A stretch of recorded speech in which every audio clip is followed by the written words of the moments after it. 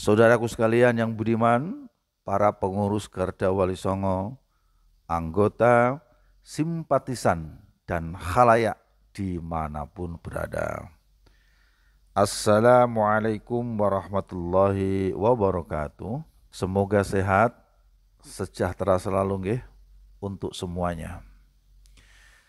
Guna terciptanya perdamaian, kedamaian, persatuan, kesatuan NKRI dari pertikaian sesama anak bangsa, agar tidak terpancingnya kita semua terhadap provokasi, persekusi, adu domba dari sebahagian orang atau kelompok tertentu atas konflik diskursus nasab ba'alwi, maka bersama ini kami maklumatkan secara terbuka. Satu, bahwa masalah nasab ba'alawi itu sebetulnya adalah hal yang sangat sederhana yang bermula dari pernyataan seseorang atas dirinya yang secara terbuka dan jumawa mengaku sebagai cucu dzurriyyah Nabi Shallallahu Alaihi Wasallam. Kemudian atas pengakuan itu timbul permintaan dari sebagian orang agar pengakuan tersebut bisa dibuktikan. Sebab dalam kajian ilmu nasab yang secara runut dan terbuka dari beberapa kitab nasab, bahwa orang-orang yang mengaku sebagai cucu keturunan dzurriyyah Nabi tersebut, yang kemudian hari dikenal dengan istilah Ba'alwi atau Bani Alawi, yang nasab dari leluhur mereka yakni Abdullah atau Ubaidillah tidak terkonfirmasi sebagai dzurriyyah Nabi Shallallahu Alaihi Wasallam. Yang kedua, atas permintaan pembuktian tersebut rupanya kurang disambut baik dengan bukti-bukti yang nyata dari kalangan mereka. Baik itu secara langsung, yakni melalui forum-forum musyawarah, perdebatan yang undangannya tidak mereka hadiri. Dalam hal ini yang kami maksud adalah Maktab Daimi Robitoh Alwiyah sebagai penanggung jawab atas terbitnya syahadah nasab Ba'alawi, atau secara tidak langsung melalui medsos, sehingga akhirnya semakin merembet meluas dari diskursus nasab yang bersumber atas kitab nasab hingga kemudian kepada kajian sejarah, filologi, genetika, tes DNA, bahkan kajian rijalul hadis dan lain-lain. Yang ketiga, atas hal-hal tersebut di atas, maka terjadilah doktrin-doktrin negatif yang mengatakan bahwa pembenci habaib adalah dajjal dan lain sebagainya. Fitnah, bahkan framing-framing busuk yang bisa memecah belah dan adu domba umat hingga playing victim. Tahu playing victim ya? Playing victim itu seolah-olah mereka adalah korban fitnah dan lain-lain tentunya. Okay? Nomor 4, pada poin di atas, jika merasa benar akan adanya fitnah, merasa didolimi, dicemarkan, atau sejenisnya, maka seyuknya laporkan ke pihak berwajib. Yang nomor 5, pada nomor 4 di atas, pada laporkan pihak berwajib, dalam hal ini belum dilakukan. Justru yang ada adalah framing-framing busuk seperti pada poin nomor 3 di atas. Nomor 6, dari hal-hal tersebut di atas akhirnya blunder hingga terjadi konfrontasi persekusi yang sebetulnya jika tidak disikapi dengan emosional dan gegabah sejak dari awal, maka sangat mungkin situasi dan kondisinya akan berbeda dengan saat ini. Nomor 7, secara terbuka saya pernah menghimbau sebelumnya agar permintaan pembuktian nasab ba'alwi itu disikapi dengan rasa persaudaraan, mengedepankan ilmu, pikiran jernih, lapang dada, serta berjiwa kesatria.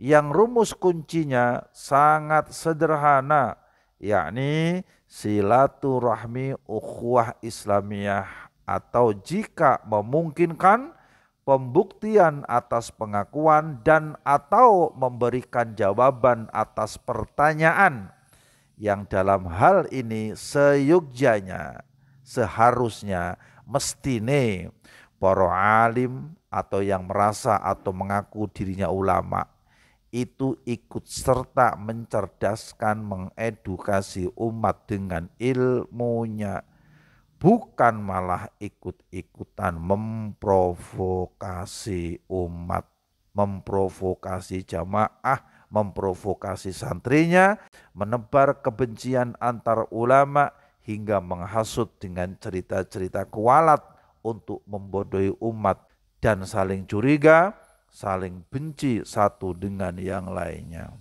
Yang kedelapan, kami membenarkan bahwa para senior-senior pendahulu kita, yakni para masyayikh sebelum kita, telah mengakui bahwa Ba'alwi adalah dzurriyyah Nabi Shallallahu Alaihi Wasallam dengan berdasar prasangka dzon, karena sukhroh yakni masyhur, wal istifadhah yakni yang dimaksud tenar kala itu, bahwa mereka para Ba'alawi dikenal sebagai keturunan Nabi Shallallahu Alaihi Wasallam. Nomor 9, atas don prasangka dari syukhroh wal istifadhah tersebut di atas, maka tidak ada salahnya guna menguatkan keyakinan tersebut, para ulama yang hidup di zaman kini untuk mempelajari kitab-kitab nasab, kitab filologi yang kami yakini itu belum sempat dibuka atau dikaji oleh para masyayikh di zamannya, yang sudah barang tentu zaman itu sangat berbeda dengan zaman kini. Ini terbukti belum masifnya, bahkan hampir tidak ada kajian bab nasab, ilmu nasab secara luas diajarkan di pesantren kala itu. Terutama silsilah orang-orang yang hidup di zaman itu hingga nasabnya tersambung sampai ke para wali atau bahkan sampai ke Nabi Shallallahu Alaihi Wasallam. Nomor 10, pada hal yang disebut di atas, yakni nomor 9, itulah kemudian terjadi perbedaan pandangan, perbedaan pendapat, keraguan-raguan, prasangka, hingga kesimpulan bahwa Abdullah atau Ubaidillah yang merupakan leluhur Alawi tidak terkonfirmasi sebagai dzurriyyah keturunan Nabi Shallallahu Alaihi Wasallam. Nomor 11, berawal pada runtutan cerita-cerita pada nomor di atas, maka apa yang disebut dengan istilah menebarkan kebencian, fitnah, pemecah belah umat, apalagi dengan framing dibiayai oleh kalangan atau kepentingan tertentu, itu adalah framing busuk penuh dengan kebencian dan narasi sesat yang kami yakini itu adalah siasat yang sengaja diciptakan oleh seseorang atau kelompok tertentu agar timbul disharmoni sesama anak bangsa. Nomor 12, guna mencari solusi kebuntuan dari hal ikhwal atas nasab Ba'alwi tersebut, kami berharap agar Nomor 1A, pengakuan atas keturunan Nabi Shallallahu Alaihi Wasallam dari jalur Ahmad bin Isa, ya sebaiknya mendatangi Bani Jamil Najaf di Irak. Kalau ada yang mengaku sebagai dzurriyyah Nabi dari jalur Hasani Asy-Syaibani Al-Idrisi, ya tinggal mendatangi ke Nakobah Maroko. Kalau ada yang ngaku sebagai keturunan Nabi dari jalur Hasani Al-Qadiri Al-Jailani, ya tinggal datang ke Baghdad. Kalau ada yang ngaku sebagai cucu Nabi dari jalur Husaini Al-Kadhimi, ya tinggal ke Uzbek, ke India, ke Pakistan, atau ke Irak.